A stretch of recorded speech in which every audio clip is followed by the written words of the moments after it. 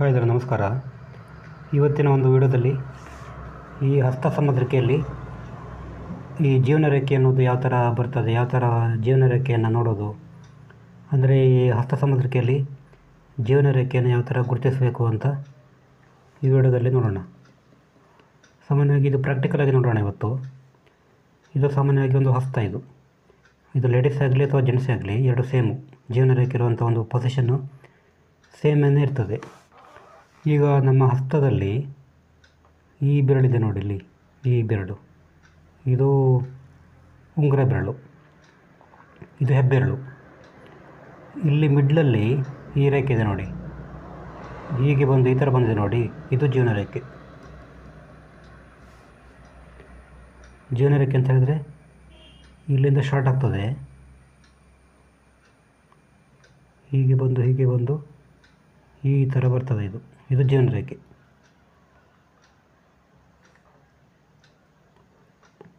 ಪ್ರತಿಯೊಬ್ಬರ ಹಸ್ತದಲ್ಲೂ ಕೂಡ ಸೇಮ್ ಇದೇ ರೇಖೆ ಇರ್ತದೆ, ಜೀವನ ರೇಖೆ. ಇದನ್ನು ಜೀವನ ರೇಖೆ ಅಂತಾರೆ. ಈ ರೇಖೆ ಕ್ಲೀನಾಗಿರಬೇಕು, ಅಂದರೆ ಯಾವುದೇ ಒಂದು ಕಟ್ಟಿರಬಾರ್ದು, ಇದರಲ್ಲಿ ಮಾರ್ಕ್ ಇರಬಾರ್ದು. ಮತ್ತು ಪೂರ್ತಿ ಆಯಸ್ಸು ಇರಬೇಕಂತ ಹೇಳಿದ್ರೆ ಈ ರೇಖೆ ಇಲ್ಲಿಂದ ಸ್ಟಾರ್ಟ್ ಆಗಿ ಹೀಗೆ ಬಂದು ಇಲ್ಲಿಗೆ ಮುಟ್ಟಬೇಕು. ಇದು ಪೂರ್ತಿ ಆಯಸ್ಸಿದೆ ಅಂತ ಲೆಕ್ಕ. ಇದು ಜೀವನ ರೇಖೆಯ ಬಗ್ಗೆ ಮಾಹಿತಿ. ಪ್ರತಿಯೊಬ್ಬರ ಹಸ್ತದಲ್ಲೂ ಕೂಡ ಇದೇ ಪೊಸಿಷನ್ ಇರುತ್ತೆ. ಕೆಲವರದ್ದು ಇಲ್ಲಿಂದ ಹುಟ್ಟಿ ಇಲ್ಲಿ ಎಂಡ್ ಆಗ್ತದೆ, ಇಲ್ಲಿ ನೋಡಿದ್ರೆ ಕೆಲವ್ರದ್ದು ಇಲ್ಲಿ ಹುಟ್ಟಿ ಇಲ್ಲಿ ಎಂಡ್ ಆಗ್ತದೆ. ಆವಾಗ ಅವರಿಗೆ ಸ್ವಲ್ಪ ಆಯಸ್ಸು ಕಮ್ಮಿ ಅಂತ ಹೇಳ್ಬೋದು. ಇಲ್ಲಿಂದ ಹುಟ್ಟಿ ಇದು ಕೆಲವರಿಗೆ ಇಲ್ಲಿ ಬರ್ತದೆ, ಇಲ್ಲಿ ಬಂದಾಗ ಅದು ಸ್ವಲ್ಪ ಮಧ್ಯಮ ವಯಸ್ಸು ಅಂತ ಅರ್ಥ. ಅಂದರೆ ನಿಮಗೆ ಪೂರ್ತಿ ಆಯಸ್ಸು ಬೇಕಿದ್ರೆ ಇಲ್ಲಿಂದ ಬಂದು ಈ ಥರ ಪೂರ್ತಿಯಾಗಿ ಇಲ್ಲಿ ಬರಬೇಕು. ಈ ಥರ ಬಂದರೆ ನಿಮಗೆ ಪೂರ್ತಿ ಒಂದು ಆಯಸ್ಸು ಸಿಗ್ತದೆ ಅಂತ ಅರ್ಥದ್ದು.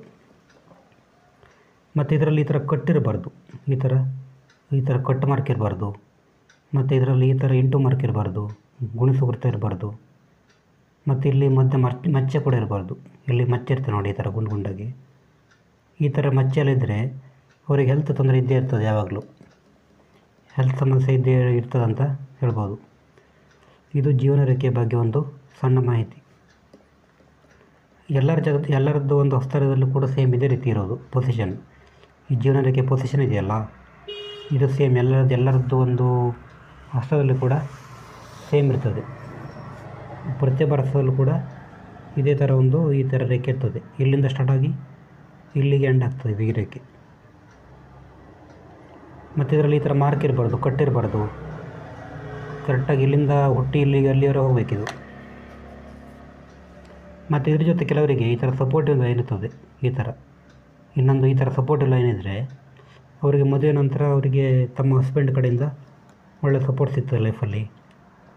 ಈ ಥರ ಸಪೋರ್ಟಿವ್ ಲೈನ್ ಇರಬೇಕು, ಈ ಥರ ಇದೆ. ಮತ್ತು ಈ ಜೀವನ ರೇಖೆ ಈ ಥರ ಬಂದು ಈ ಥರ ಕವಲ್ ಆದರೆ, ಇಲ್ಲಿ ನೋಡಿ ಈ ಥರ ಒಂದು ಕವಲ್ ಆಗ್ತದೆ, ಈಚೆ ಇಲ್ಲೊಂದು ರೇಖೆ ಆಗ್ತದೆ, ಇಲ್ಲೊಂದು ಕವಲ್ ಆಗ್ತದೆ.